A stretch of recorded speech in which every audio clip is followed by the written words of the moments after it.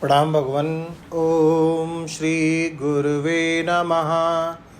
ओम सर्वश्रुति शिरोरत्न विराजित पदाम्बुजं वेदांतम्बुजमार्तण्डं तस्मै श्री गुरुवे नमः। ओम शांति शांति शांति। ओम ब्रह्म ज्ञान और उसकी साधना द्वारा स्वामी अखंडानंद सरस्वती जी महाराज द्वारा भगवान मोहन स्वामी जी ने अनविषम्भु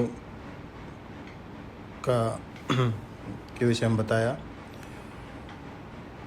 और अब ज्ञान का एक और साधन बताते हैं कि नित्यम च समचित तत्वम इष्ट अनिष्ट उपपत्तिषु। जीवन में कभी अपने मन का होता है और कभी विपरीत होता है। अगर दुनिया में एक ही मन होता तो सब तुम्हारे ही मन का होता। अगर तुम्हारी ही बुद्धि होती तो सब तुम्हारे शत्रु की बुद्धि न होती तो तुम्हारी ही जीत हमेशा होती।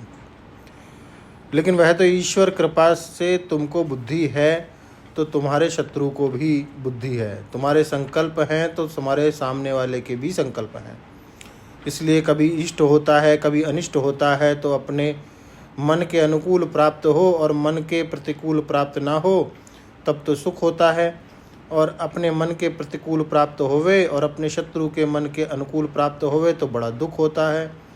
दुख से आदमी दब जाता है, और जितनी देर दुख होता है उतनी देर होले बाद में वह इतना असर ना छोड़ जाए कि हम उसी से दबे रहें।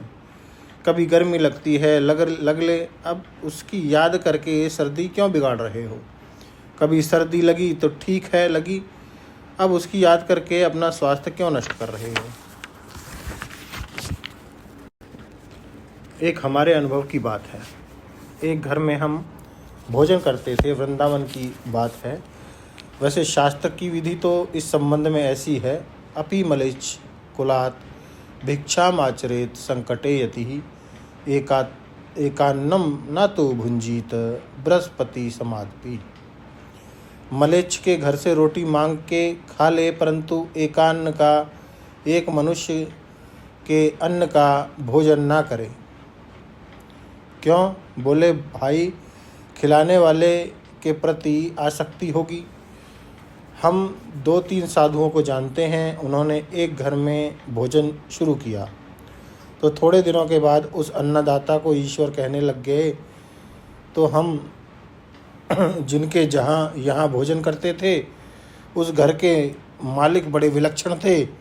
कभी रसोइये से रसोई बिगड़ भी जाती थी क्योंकि राग रसोई पागड़ी कभी कभी बन जाए। एक दिन रसोई बिगड़ी तो उन्होंने उठा के थाली नीचे फेंकी और डांटने लगे कि रोटी जल गई, दाल कच्ची रह गई। एक उपद्रव मच गया। उनका तो खाना बिगड़ा और हमारा तो भोजन ही गया। अच्छा, दूसरे दिन रसोइये ने बहुत बढ़िया रसोई बनाई, देखने में भी अच्छा और नाक में भी गंध अच्छी आ रही थी। लेकिन जब खाने के लिए बैठे तो मालिक ने कहा, तुमको जब इतनी बढ़िया रसोई बनानी आती है तो कल तुमने इसको क्यों नहीं बनाई थी। अब यह बात जो आगे बढ़ी महाराज, तो दूसरे दिन का खाना भी जहर हो गया। पहले दिन का तो खराब होने से हो गया और दूसरे दिन का अच्छा होने से हो गया। एक बार एक मनुष्य ने दूसरा ब्याह किया। पत्नी प्रेम तो बहुत करती थी, सेवा भी बहुत करती थी, लेकिन देखने में सुंदर नहीं थी, इसलिए उसको नापसंद कर दिया और दूसरा ब्याह कर लिया। अब दूसरी आई तो बहुत सुंदर आई, क्योंकि लड़की का रंग रूप चाम कट सब देख कर लाए। पर अब उनको यह शंका हो गई कि यह सुंदर है, दूसरे लोग इस पर लट्टू हैं, तो पता नहीं यह कब दुष्चरित्र हो जाए। तो उनकी नींद ही हराम हो गई। अब पत्नी कुरूप थी तब भी नापसंद करते थे, अब जब सुंदर आई तब भी फिर से मरे। ऐसे लोगों के जीवन में सुख तो आने वाला नहीं है। यह तो चित्त का तराजू है, इसमें थोड़ी समतोलना चाहिए। नित्यम च समचित्तत्वम, तब ज्ञान होगा। ज्ञान कब होगा? जब तराजू का पलड़ा एक और ज़्यादा नहीं झुकेगा, उसमें समतुलना बनी रहेगी। तो कभी इष्ट होता है, कभी अनिष्ट होता है, कभी अपने मन का होता है तो कभी अपने मन के खिलाफ होता है, कभी रात होती है, कभी दिन होता है, कभी सर्दी होती है, कभी गर्मी होती है, कभी संयोग तो कभी वियोग होता है, कभी आरोग्य होता है, कभी रोग होता है, कभी मृत्यु होती है, कभी ब्याह होता है। इस संसार में लगा हुआ है। तो अपना चित्त ऐसा चाहिए कि जरा दोनों पहलू से बच के ईश्वर की ओर चले, परमात्मा के संबंध में ज्ञान प्राप्त करने की कोशिश करें।